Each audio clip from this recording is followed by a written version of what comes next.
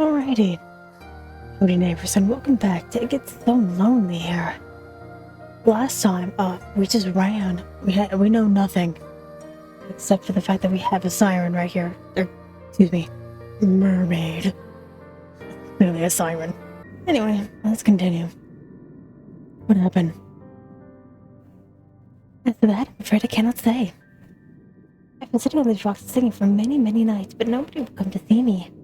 Probably because you're a siren. I've been no lovely humans for me to play with. I was beginning to wonder whether your kind had disappeared altogether. I feared some manner of calamity had occurred while I was slumbering beneath the ocean surface, and your kind had been eradicated. Shudder that reassured the mermaid, contrary. You do not know about the humans that she used to speak with, or do you at least have not been eradicated? You are still here. Yes, well, I can see that. Mermaid answers with a light laugh. It really is a relief. My fellow merpeople live beneath the water. Told me not to worry so, but I could not help myself. I've always been fond of you humans. It was rather sobering, being here night after night, all by myself. It's so lonely here. You said that though? No, that was an interesting tone of phrase. It just inside your head like a burr. Have you heard it before?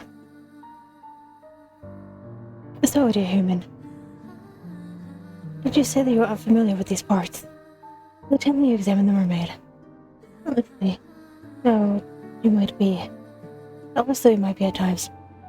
You're not so very self-centered that you cannot detect the note of longing in the mermaid's voice. It's evident, she looks at you, that she's hoping for a particular answer to her query. Answer, alas, is not one that you could furnish her with. You don't want to lie to her.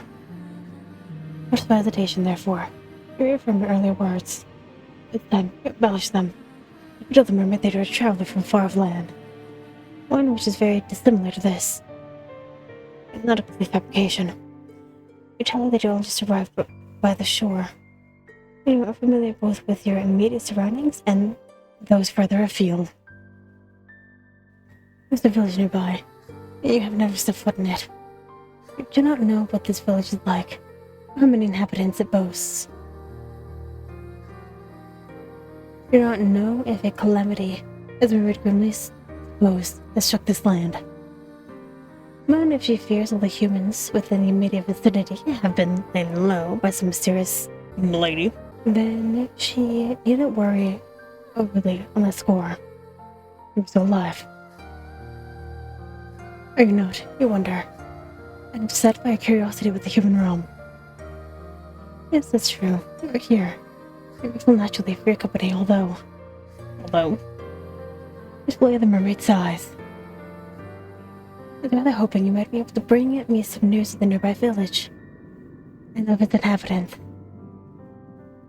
Makes you wonder, was there a particular person in the village she was close to? So you were able to work that much out. Mermaid answers with a small smile. You're an intelligent one, aren't you? I've never been called intelligent. Not once in my life. As you can see with any of the games that I have played recently. Past professors would beg to differ on that score. You're always awful when it comes to academics, mathematics in particular. I do not have that problem with mathematics. I have that problem with everything else. You could never get your head around all those numbers. Your stern, stony-faced math professor used to despair in you. But she's not here. None of them are here. It's just you now and the mermaid. And she does not need to know about your dismal academic record. Except for a small smile, just for a compliment. And tell her that it was nothing more than a lucky guess. For a guess, it was remarkably accurate. But quite right. I did have a close friend from a nearby village. She was very dear to me. Internally, you congratulate yourself on this piece of detective work. How very clever you are. There are many heroes of the world. Of that I know. The woman who spoke to me, however, was special. She was my human. You do not fail to catch the possessive note of the mermaid's voice. And I cherish her dearly. Come to me on my rock, late at night. She was finished with the chores and we would talk. I asked her a good number of questions about the human realm and about her customs. I fear my endless inquiries were rather tedious, but she was always happy to indulge me. She never once scorned me for my ignorance, nor did she make me feel like a fool. She always made time for me, no matter how many demands she had at the time. She was a farmer's daughter, but she was awfully busy from dawn until dusk, threshing hay and taking the animals out to pasture. She told me of her work, and I marveled at her. Slender though she was, she possessed a truly tremendous amount of strength. I, who have lived the ocean all my life, cannot countenance working as hard as she did, and she bore her burdens without complaining. She is not the prettiest human as who has walked the earth, but that mattered not to me.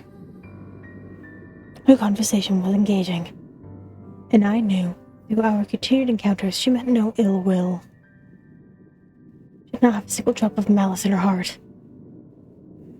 The wistful manner in which the mermaid speaks of her friend makes you feel, for a few brief moments, a flicker of some ugly, primordial emotion. Could it be jealousy? It is painful, isn't it, to hear others wax poetic about those they hold dear, particularly when you yourself have never been regarded in so intimate a manner. For many, many years, I'm fully alone. But you are not alone now. You're with the mermaid. She's with you. And though she might prefer the company of some industrious farmhand, the mermaid is not here. Where'd you go? If only I knew. She quite suddenly disappeared one day, almost as if she were whisked away by a wicked spirit. This is quite an anticlimactic ending for such a close relationship. The farm had not tell her companion beforehand that she might one day disappear. No, she did not. That's what happened. It was all very sudden. So, you ask, feeling affronted upon the mermaid's behalf. She did not give you any warning, not a single one. And when you ask, did she disappear? I do not know in truth. I remember the strange concept of being such myself, particularly as it feels the ebb and flow directly both above and below the surface. Humans have a strange compulsion to pin down labels upon everything. You have names for your seasons, and for your months, and even your days of the week. It's not very precise. I mean, my book, however, don't bother with such affairs. That's because we live for so much longer than humans do. We have no need to obsessively document our days. Not when we have so many of them at our disposal. Curious remark catches your attention. What exactly do Mars live for? Remember, it does not look much older than you do. You cannot help but wonder. My, nosy, aren't we? The mermaid asks, and she laughs. A soft tickling sound, like that of a bell. It makes you blush. Were you being nosy? Perhaps you were. I've always had a thirst for knowledge. Not of the dry, dusty academic variety, but of stories of peoples and of strange persons. Literature was the only subject you were good at. Again, it is hard for me to quantify, but in terms a human like you could understand. I suppose we mermaids can live for centuries. Centuries? Jesus Christ. That was quite a surprise. But perhaps it shouldn't be. It was subjected to any number of surprises tonight. What is one more to add to the pile? I've not been waiting quite that long, however. when my friend returned to me. It's been but a few seasons. It may not sound like much, but never before have I been so aware of the passage of time. I've experienced any number of wants during my life. I never wanted anything quite as badly as I want to see her. I wish she would sit with me. She would talk with me one more time.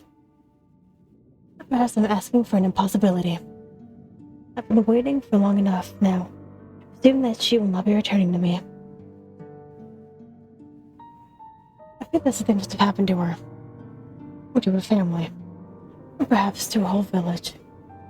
I can hear the worry throbbing in the mermaid's voice, so potent that for a few moments you swear you could feel the depths of her sorrow within your own breast. The sadness over this human girl is a deep, dark thing, almost fathomless.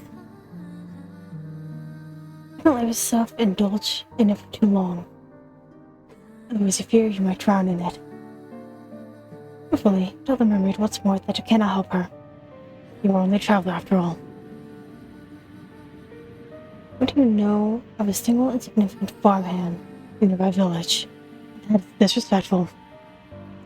Yes, I thought you might say that. It's rather unfortunate, but... oh well. I now reflect upon what I'm missing. And that would be churlish of me. And it would not be fair to you either. You did not approach me as a sharer in the hope of hearing about all my woes. I should be grateful instead for all that I do have. I saw my long, long life stretched before me like a golden cord. And of course I have you now. There's she. There's she. Do I not? I have to go soon. My absence is noticed. Will you not come visit me again tomorrow night? I think I would like that. I wasn't to speak to humans. Make me feel less alone. I cannot but feel that the mermaid observes you with enchanting eyes of hers, and she does not truly wish to speak to you for your sake. Wants to use you instead for a substitute of the farmhand, and she has been missing so very ardently. The thought stings. I really ought to get used to it. But to be held in lower esteem to a farmhand of all things makes your self-esteem sting. I try not to let the mermaid notice as though words of your past are not her fault. Much of the words of her past are not yours. It is silly in any case to be jealous of a girl who might very well be dead. You could tell yourself. The only way to prop up your bruised sense of self-worth. You would, I tell the mermaid, after a pause. I can see her again. You like that very much. Oh, thank you. Feeling very gloomy for quite some time, but seeing you has invigorated me. Finally, it feels as though I could smile again. Did she not smile, you wonder, after her friend disappeared? I did not, no. I didn't have the heart. Without her, the world seemed very dull and your company has cheered me immensely. That is why I like him so much. We're not callous and unfeeling, like the merfolk who live beneath the water surface. We're much kinder than they are. Oh, if only she knew. Oh, if only she knew. The mermaid was aware, I wonder, how pretty you are, how petty you are, and how jealous. I just don't care for you. I'm neither here nor there.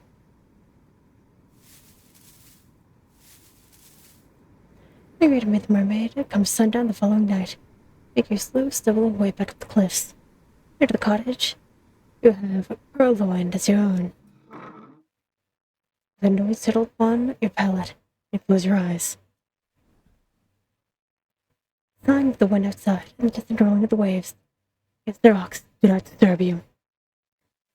You feel, after your midnight encounter with the marish kind, what it is. Perhaps prematurely so. Rubbed with icy fear that prompted your frantic flight in the forest. Where is all that gone? Do you not think You were being too complacent. No. Oh well. You will. Following morning, it arrives. It's cloudy and overcast. Not particularly a pleasant morning. It's not raining. That's a small consolation. I rise from a straw pallet, stretching, and glance around the interior of the fisherman's cottage. We dilapidated last night. Much of it was obscured in the shadows. It looks even more so was strict to the morning light. What is the interior? A distinct, disquieting appearance of having been abandoned in a hurry. Broken pottery stirred about the ground, even a wooden chair, which was supposed to have stood, a singular wooden table, laying on the floor. The cupboards, meanwhile, are ajar, shelves within, depressingly bare. Quick search reveals a handful of edibles. Listen, not what we're looking for. But there are precious little to be getting on with. You should live here comfortably, or to look into foraging. We had very little last night, your stomach is empty. It was the malcontented rumblings of your stomach, an actual fact, that aroused you from your slumber. But your body seemed to be very far away indeed. Just like the great clouds which shook the sky. You were not thinking of your own physical discomforts, but dwelling instead upon the events of the night prior. You cannot help but think about the mermaid. You truly made an aquatic maiden last night, dying a nightly stroll when you could not sleep. Sounds unreal. But now the sun has risen and the shadows in the night prior has dispersed. You cannot quite believe it. Must have been a dream. But why then do you recall this so very clearly? It was up to the kind of food and drink available to you. I'm not thinking about your next course of action.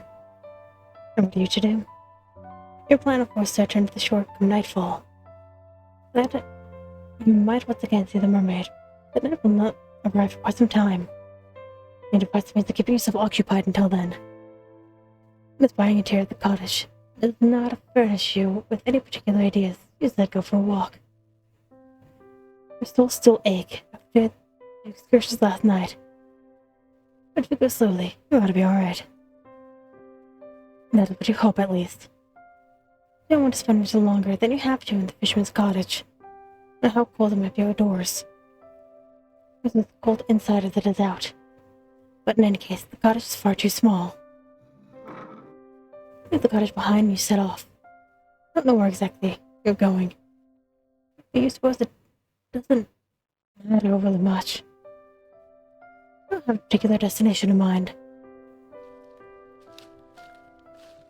You're meandering the lead to the cliffs.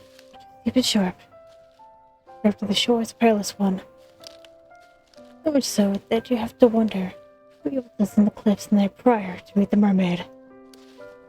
Rather much determined, I never realized. But I, of course, could have told you that much. But surprisingly, capricious for a small, slender human. Along the side of the cliffs, away from the drop to the shore. I survived last night's excitement unscathed. You do not fancy trying your luck. It would be so like you, really, to avoid a drop to your death in the darkness, only to stumble during the morning's light, taking an irreversible tumble. Your fortunes have never been the fairest.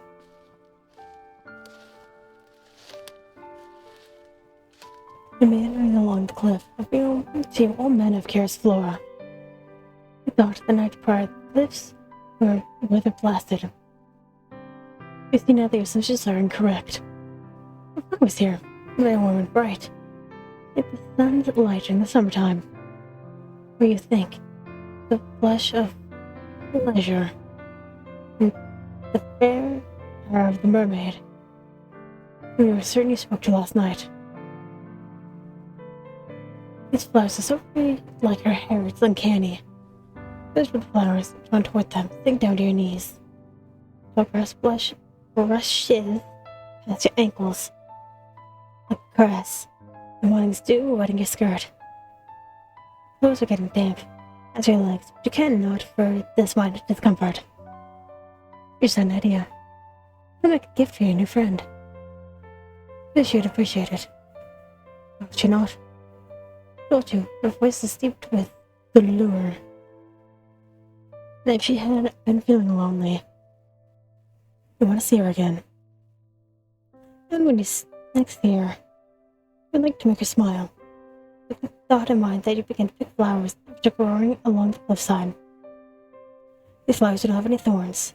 The delicate stems snap easily enough between your fingers. You're taking on plucking these flowers to leave a special amount of stem intact. Remove the stems so you can make it twine out, so you might twine the flowers together. Make it a flower crown. You mean to make the mermaid a item which she will be able to wear in her hair. Yeah, flower crown. This tiara is certain to suit her. So pretty, anything would suit her. Continue to work, slow steadfast. The big sun shines. It takes time, but you're eventually able to fashion something you are satisfied with. You only hope the mermaid will feel similarly, if indeed she really does exist. Will you pocket your makeshift item and designed to force food, and discover through your search the fruit trees whose sweet burdens are enough to fortify your spirits, for the present at least. It is fortunate early. You were so excited the moonlight rendezvous with the mermaid. You were less focused on the future and dwelt more in the immediate present.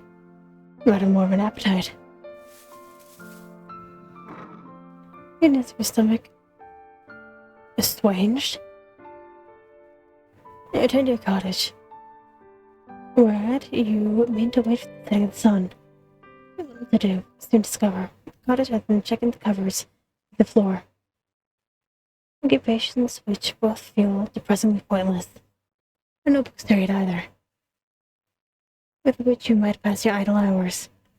You, however, busy yourself trying to light a fire, so that you might ward off the cold. Time is horribly slow in passing, in part because you have precious little to do, but also because you can't stop thinking about the mermaid. Well, she earlier returned to the shore, and she said she would. Did you really trust her? Nope. Oh, you hope that you can. No, you shouldn't. If she were not present near your distinguished meeting place, I think you might die of disappointment. Then die. Look at the scene you trickle by, and check by an hourglass. And as they do, the sun seems beneath the horizon. No worries, however. It might still be too early to search for the mermaid. She'll be there yet. Sit there, sewing tight in anxious knots. Listen to the wind. Who is it? Which buffets your window. Hear it. Not as faint, but you recall it well from the night before. It's a single solitary voice outdoors. Tempted, lost amidst the rolling waves. The voice is a high, clear one, silvery. If indeed voices can have colors. You find the polished dinner plate in a noblewoman's home. The voice belongs, of course, to the mermaid. What else do you know with a voice as angelic as that? It was beginning to bubble up inside of you. A thing so potent, you feel dizzy from it. She did not abandon you after all. Why, you wonder? Everything as she would. Said that she wanted to see you. Did you think that a mere nicety? Buoyed. As by gentle breeze, you hurry out the door. Trembling fingers. And trembling, I presume, excitement and then fear. You seize the handle and turn it. You step out into the dark, inky night. You walk up the cliffs, you did the night prior. Near the covered inky blue sky, and when morning fitfully, every step you take. You will still ache from your expedition the night prior. You're able to ignore this discomfort. It's irrelevant early, but compared to the prospect of again meeting the mermaid. I've only known her for one night, but she's come to mean more to you than your own well-being. You'd do anything for the mermaid if she asked it. Almost anything. I made down the sharp incline of the cliffs to the shore, almost stumbling on her scuffed brown shoes. But I really would not go for rock climbing in mind. With a frantic argument, attempts to again make the mermaid's acquaintance, you very nearly fall. Good thing you still had enough sense about you to gain your footing. Their tale would come to a premature ending. Immediately making around the shore, towards the jagged outcrop of a rock, where you last saw the mermaid. And with that, I'm going to end this episode here. So thank you very much for watching, and hopefully, I will see you later.